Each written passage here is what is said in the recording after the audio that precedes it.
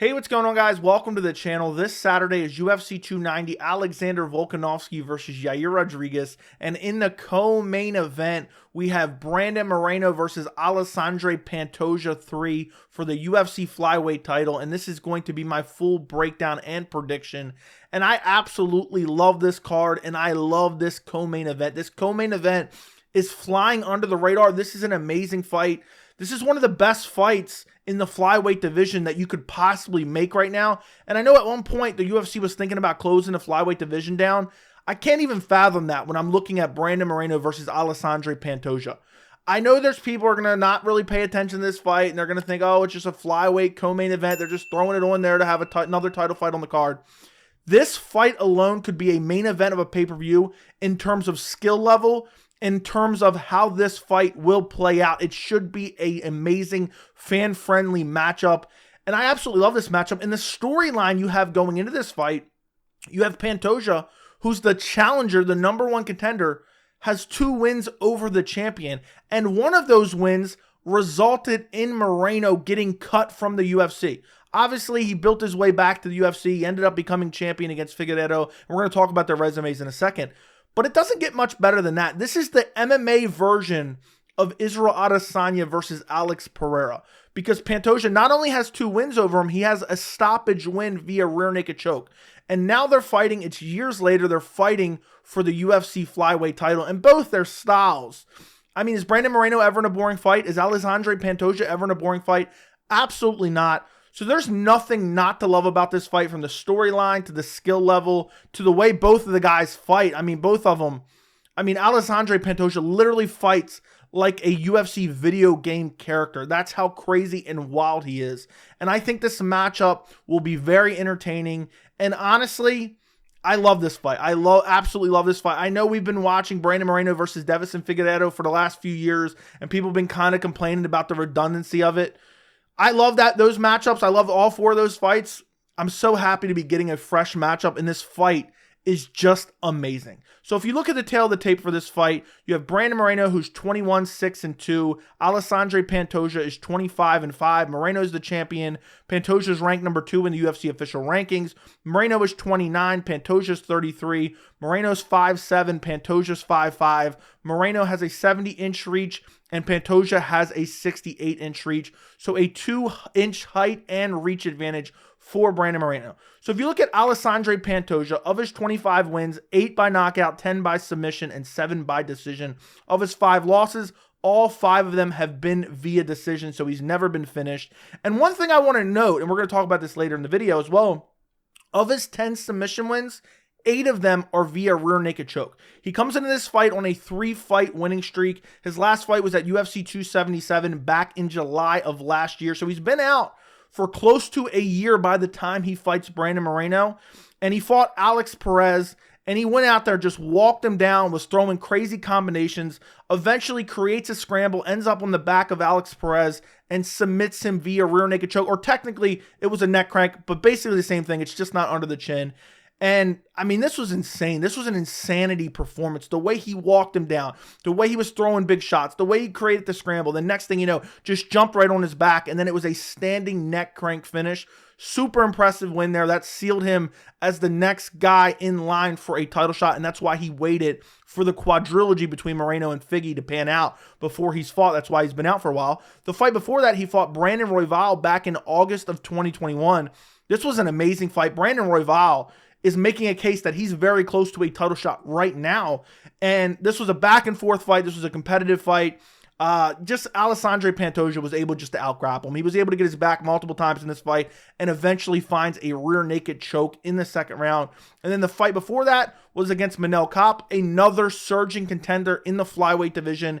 And in this fight, this was a very competitive fight, but Pantoja was landing the better shots on the feet. Pantoja actually didn't mix in the grappling a lot in this fight. He was landing good shots on his feet. He was walking him down. The threat of the takedown, I think, is what led Pantoja to victory in this fight. But Manel Kape, a big power puncher, a guy who is of a high skill set, who a lot of people think is going to be towards the top of the division for years to come.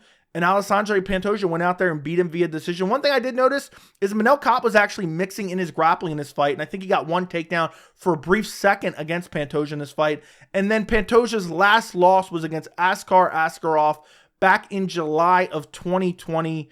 Got out grappled in this fight, just started to slow down a bit, but he still looked incredible in this fight. His scrambles were unbelievable. There was one point in time against Askar Askarov where Pantoja was on the ground on his back, and you had Askar Askarov on top of him. Then Pantoja kind of transitioned where he's on his hands and knees, so he's kind of giving up the back position up against the fence, and Askar Askarov has no hooks in. Next thing you know, boom, Pantoja is on Askar Askarov's back within a 10-second span. I could not believe it. I had to rewatch it like 3 times because literally Pantoja was face down in the mat, giving up his back. Next thing you know, he had both hooks in and then the body triangle on Askar Askarov. But in this fight, he just got out-grappled. He got controlled a little bit too much, a little bit of ground and pound. He lost this fight via decision. And then you look at his last loss before that, it's back in July of 2019 against Deiveson Figueiredo. This was a fight where Figgy just went out there, walked through Pantoja's best shots, landed some shots of his own, and even took down Pantoja and beat him up a little bit towards the end of the fight. But then you're starting to get back to 2018, 2017. One thing I did want to mention, and I talked about it before, 8 of his 10 submissions are basically rear naked choke. I know there's the one neck crank, but you look at his other submissions, one of the last ones was back in 2017 via armbar, and then the other one was via technical triangle choke, and this was all the way back in 2015. So he has not finished a fight, he has not finished a fight via submission that has not been from the back mount since 2015, which was 8 years ago, which is insane to me. Just a fun fact that I noticed. You look at Brandon Moreno, of his 21 wins, 5 by knockout, 11 by submission, 5 by decision. Of his 6 losses, all 6 of them via decision. He comes into this fight on a 2-fight winning streak. His last fight was at UFC 283 in January this year against Deiveson Figueiredo. One via doctor stoppage, was winning the fight. All the momentum was in his direction. He landed a big right hand on the eye socket of Deiveson Figueiredo. His eyes swelled up. The doctor stopped it in between rounds. But a phenomenal performance. He was winning this fight before this doctor stoppage anyway. There wasn't really any controversy there. The fight before that, he fought Kai Kara France. He was winning this fight. This was July of last year at UFC 277. He was winning this fight. But then in the 3rd round, Kai Kara France started to have a resurgence. Kai Kara France, the momentum seemed like it was shifting towards Kai Kara France.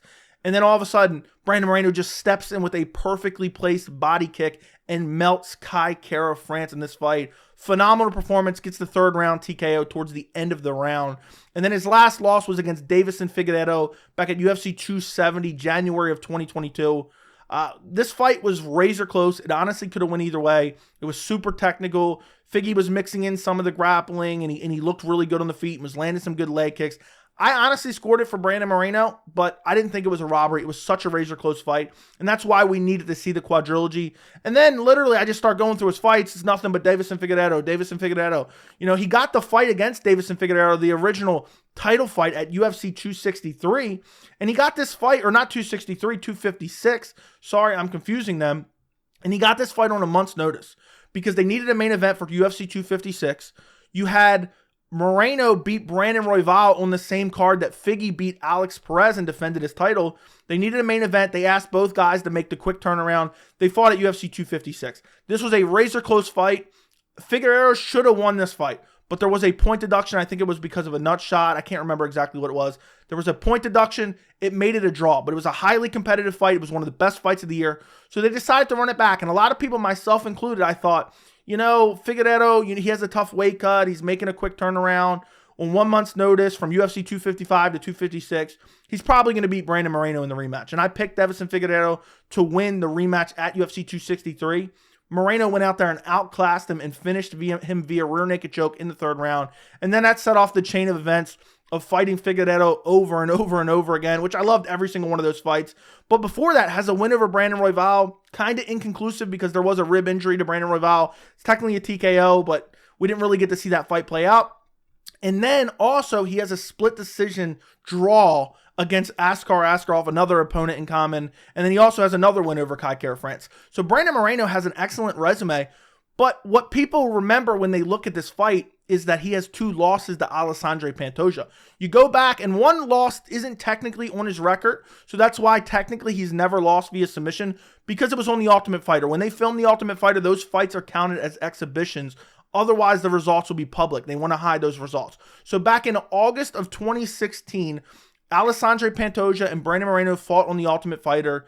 Pantoja basically dominated him and eventually found a rear naked choke in the second round. That's the only time in Brandon Moreno's MMA career that he's been finished. But that was all the way back in 2016. And then they fought again back in 2018, and Alexandre Pantoja dominated him. Outstruck him, outgrappled him, beat him up, caused more damage, and won the fight via decision. And then what makes Moreno's story so crazy is after that fight, he was cut from the organization. He won a fight in LFA, and then I think he got a short notice call-up against Askar Askarov, and then the rest is history, basically. He makes that run towards a title. So it's such a crazy story because Moreno lost to Pantoja, got cut from the organization, and still found his way back and is now the UFC Flyweight champion. And there's also makes that storyline a little bit more interesting because it could be like a revenge angle for Brandon Moreno against Pantoja. But honestly, I know a lot of people are overanalyzing those fights and talking about how he has 2 losses to Pantoja in the past.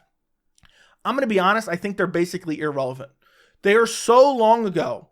2018 is 5 years ago. I know as crazy as that sounds, 2018 was 5 years ago. 2016, I mean, seriously, 2016 is 7 long years ago. So what do those fights really mean? I don't think they mean a whole lot. The only angle that I think those fights mean anything is the mental angle. And I usually don't talk about that too much, but I think Pantoja is going to come in with severe confidence in this fight. And I wonder how Moreno comes into this fight. Is he worried? I lost to this guy twice before. I don't know in terms of Moreno, but I think Pantoja is going to come in super confident, and Pantoja comes in super confident to every fight anyway. So it's going to be a very competitive fight, a very interesting fight, a very high-level fight.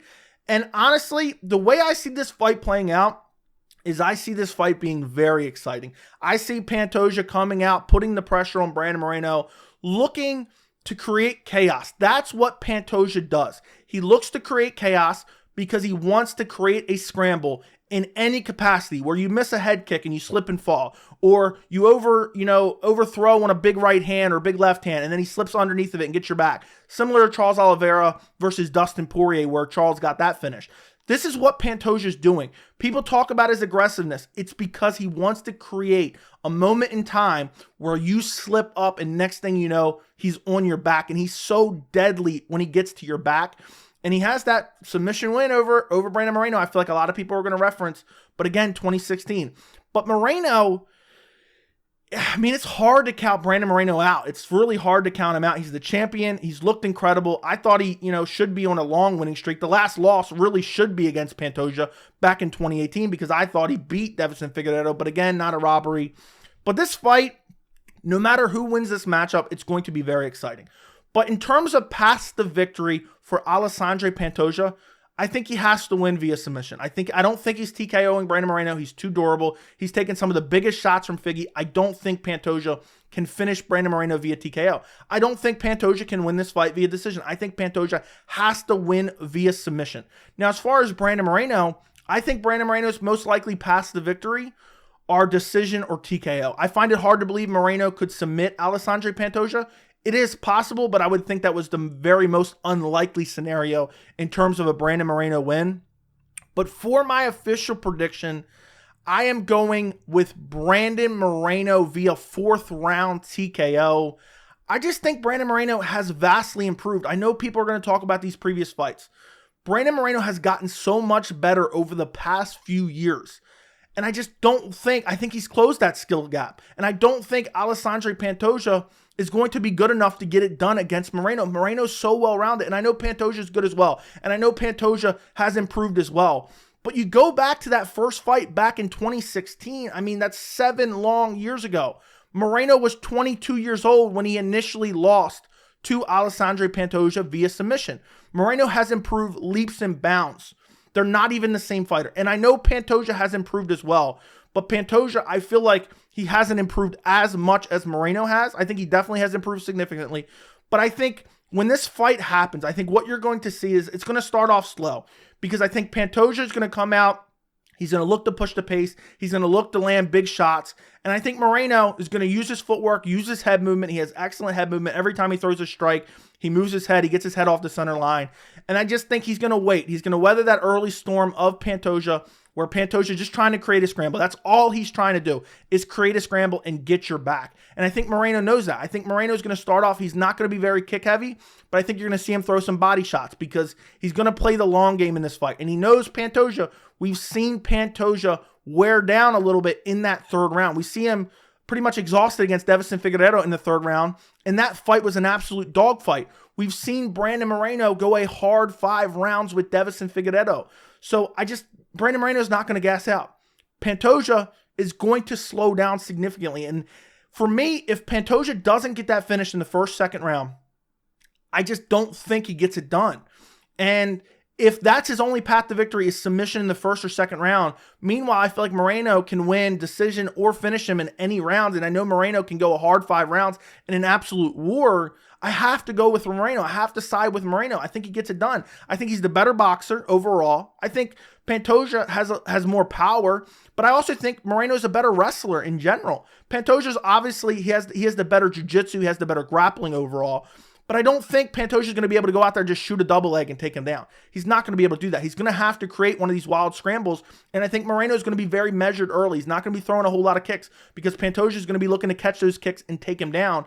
But Moreno's so scrappy. He's so durable. His takedown defense is very good. I think his fight IQ is very good as well. His game plan is going to be good going into this fight. I think he's just going to let Pantoja kind of wear himself out, throwing those big shots, looking to create a scramble. And I think as the fight goes on, you're going to see Moreno pumping the jab, landing some leg kicks, pumping the jab, landing some punches to the body, not throwing a whole lot of body kicks, not throwing a crazy amount of leg kicks. And I think you're going to see Pantoja get more and more desperate, looking to create that scramble. And I think Pantoja is going to slow down. We've never seen him go a hard 5 rounds, at least not in the UFC. And I just think Moreno has the tools to get it done. I think he's more well-rounded. And I do believe that not only is Moreno going to outstrike him in this fight, I think Moreno is going to use the wrestling in this fight. Against Kai Kara-France, a lot of people are going to forget this. You have Brandon Moreno, who mixed in a couple takedowns. He didn't really get any dominant positions on the ground, but he just shot them as just changing up the pace, kind of just making Kai Kara-France think about something else. And I think Moreno has the better wrestling than Alexandre Pantoja, and I do believe he'll shoot takedowns on Pantoja because Moreno has very good jiu-jitsu as well. I mean, 10 of his 21 wins are via submission. He's not worried about Alexandre Pantoja's submission game unless Pantoja gets to his back. Now, that's a risky game to play because Pantoja is such a good scrambler, so I don't think he'll be mixing in the wrestling early. I think he'll be using his head movement. I think he'll be using his footwork early.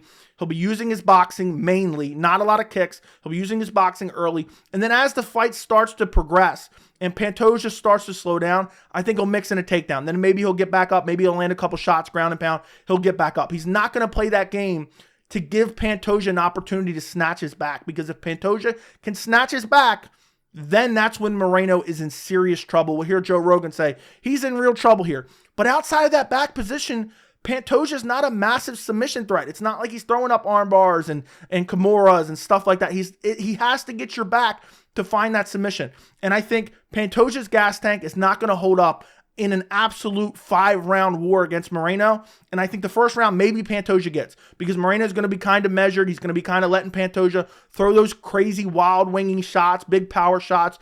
Second round, Moreno is going to start to come on and get a little bit more aggressive. Third round, you're really going to see Moreno start to pull away from Pantoja. And the third round is when I think Moreno will start mixing in the body kicks, where he's not really worried about the takedown effort of Pantoja because he's worn down.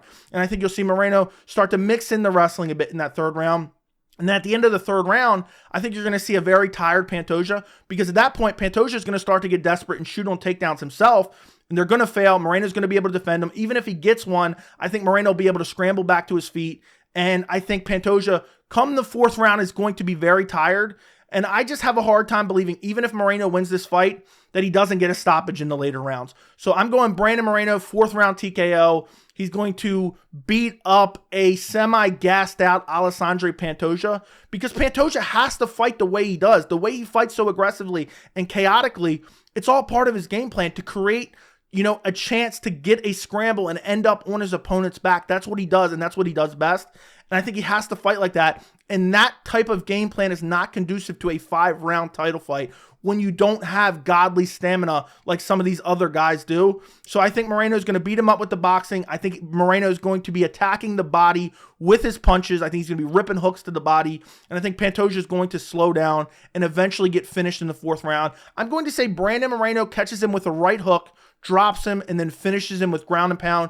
I think both guys are going to leave this fight. They're going to have some serious damage on their faces. I think Pantoja's going to land some good shots of his own. For Pantoja, if he wants to win this fight, what I want to see is a little bit more conservative Pantoja. He still has to fight the way he wants to, but a little bit more conservative, and he has to chop the lead leg of Brandon Moreno. If I had to pick out one weakness in Brandon Moreno's game, he's very heavy on that lead leg, and we've seen him kind of exposed by Davison Figueiredo, by Kai Kara France a little bit, where that lead leg gets battered. It hasn't seemed to affect him yet, but if Pantoja can chop that lead leg and limit the mobility of Moreno, he has a much better chance of getting that scramble position, ending up on the back of Moreno.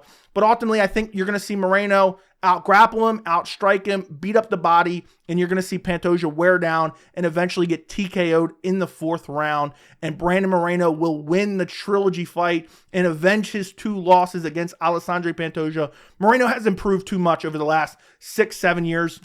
Pantoja has improved too, but also Pantoja is 33 years old. Not saying that is that old, but for the flyweight division, 33 years old is older than you would think. Meanwhile, Brandon Moreno is 29 years old, entering his prime. I think Brandon Moreno gets this done in the 4th round via TKO. Let me know what you guys think down in the comments. Don't forget to like the video. I've already done a full card prediction as well as a main event in-depth breakdown like this. I will link those both in the end cards as well as down in the description. Go check them out after this if you want to.